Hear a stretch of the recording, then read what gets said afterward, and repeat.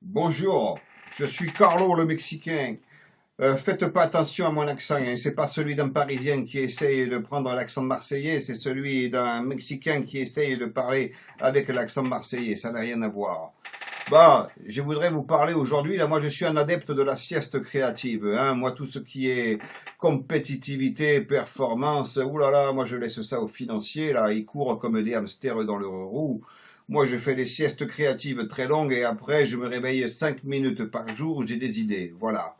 Et là, j'ai une idée, là, c'est concernant, vous savez, là, le raid boursier de Vincent Bolloré sur Ubisoft. Ah, je sais pas, moi, vu ça, effectivement, j'ai pas l'impression que les salariés de Ubisoft ils soient ravis par l'interventionnisme de Vincent Bolloré dans le capital, hein. Déjà, au niveau de Vivendi, ce monsieur, il a que 15% des actions de Vivendi, mais il fait la police à 100% dans tout Vivendi. Mais je comprends pas, moi. Eh, comment il fait? En plus, il est que président du conseil de surveillance. Président du conseil de surveillance, comme son nom l'indique, ça veut dire surveiller, hein, ça veut pas dire mettre les mains dans le cambouis. Alors je sais pas comment il fait, il n'est pas PDG, il n'est pas directeur général, il est président du conseil de surveillance, mais je suppose qu'il surveille à coup de clignement de paupières, tu vois, parce que normalement, il peut pas mettre les mains dans le cambouis. Mais enfin bon, toujours est-il qu'il a 15% de Vivendi et il contrôle totalement Vivendi. Alors après, il fait le ménage à 100%, notamment dans les filiales, par exemple à Canal+. Et quand je vois effectivement comment il se comporte à Canal+, je comprends que les employés de Ubisoft, ils soient pas rassurés, hein. Mais non, mais Canal+, c'est Bolloré, mais c'est comme s'il avait racheté une boutique de Rolex, tu vois, mais qu'il veut régler toutes les Rolex à coups de batte de baseball. Je comprends que ça suscite de l'inquiétude, hein. Ouh là là là là, quand il débarque quelque part, ma foi, c'est le management à coups de batte de baseball, hein. Et soi-disant il faut un peu de terreur comme ça dans le haut management de Canal+ ou d'une entreprise. Mais moi, j'ai envie de dire à Monsieur Bolloré, il faut connaître la langue française.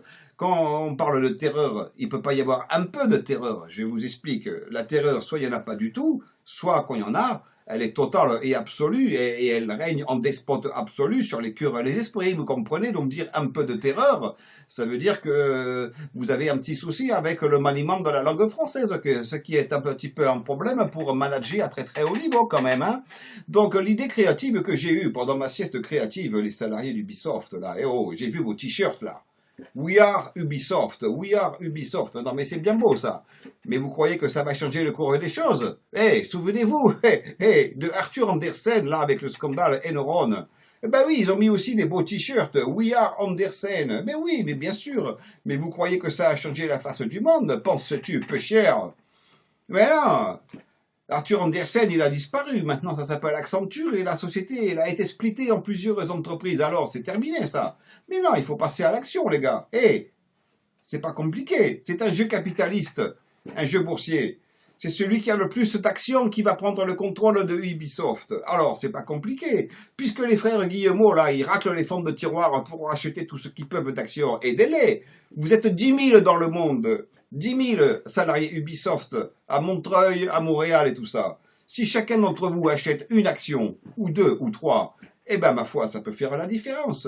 Ça coûte que 35 € actuellement. Ouvrez un compte sur Fortuneo, ouvrez un compte sur Boursorama, ouvrez un compte titre dans votre banque classique et dites-leur, une fois qu'il sera ouvert, je veux acheter une action de Ubisoft, 35 € ou deux actions, 70 €. Et puis si vous êtes 10 000 et que vous faites tout ça, eh ben, écoutez, vous pouvez faire pencher la balance, d'autant plus que excusez-moi, mais il me semble que les clients d'Ubisoft, les joueurs là, ils sont pas non plus ravis hein, de la perspective de voir Vincent Bolloré débarquer comme ça dans le capital et de prendre le contrôle éventuellement de l'entreprise.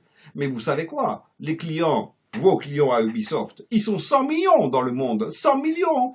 Alors je sais pas moi, avec les réseaux sociaux là, avec Twitter, tous ces trucs là, Snapchat, etc. Snapchat, oui, et tous ces trucs, Facebook et compagnie là, vous pouvez faire un petit réseau là pour du rachat massif d'actions par les joueurs et par les salariés. Et je sais pas moi, vous pouvez confier tout ça ensuite à une association 1901 que vous aurez créée et qui sera le véhicule pour réceptionner toutes ces actions. et puis les donner ensuite aux frères Guillemot, ou les prêter, moi je sais pas, il y a des moyens comme ça d'aider votre patron à garder son indépendance et donc la vôtre. Et effectivement, à partir de là, vous pouvez renverser le jeu. Alors si vous ouvrez un compte titre comme ça sur Internet, déjà c'est un jeu vidéo en soi, c'est marrant, hein. Il faut cocher des cases, il faut scanner des documents ou les photographier avec le smartphone, il faut leur envoyer. Je dis pas que le gameplay est fabuleux, hein. Oh là, non, évidemment, mais c'est déjà un petit peu un jeu vidéo, mais IRL, quoi, c'est rigolo. Et c'est rigolo. Moi, je dis que c'est la clé, hein, pour sortir de cette financiarisation un petit peu abstraite du capitalisme. Il faut mettre de l'humour, hein, faut mettre de la créativité. C'est l'intérêt des siestes créatives de Carlo le Mexicain. Voilà, moi je vous dis ça, je vous dis rien, mais si vous achetez des actions de votre entreprise, si vous en parlez à vos amis, et si vous diffusez le message sur les réseaux sociaux pour les clients d'Ubisoft, les joueurs qui sont 100 millions dans le monde, mais vous pouvez tirer votre épingle du jeu, je sais pas, essayez en tout cas, voilà. Donc c'était une idée de Carlo le Mexicain et de sa sieste créative, j'y retourne pour avoir d'autres idées. Et Carlo le Mexicain, il appartient à la gauche 2.0. Hein. La gauche 2.0, c'est pas compliqué, c'est la social-démocratie et l'esprit start-up.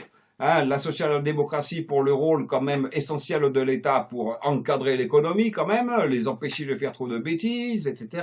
Hein, et puis l'esprit start-up pour être agile, avoir des idées, et puis ma foi, faire avancer les choses au niveau de la créativité. Voilà, c'est ça la gauche 2.0. Et c'était une initiative de la gauche 2.0 et de Carlos le Mexicain. Maintenant, je retourne à ma sieste créative, les gars. Hein. Bonne lutte pour votre indépendance. À bientôt.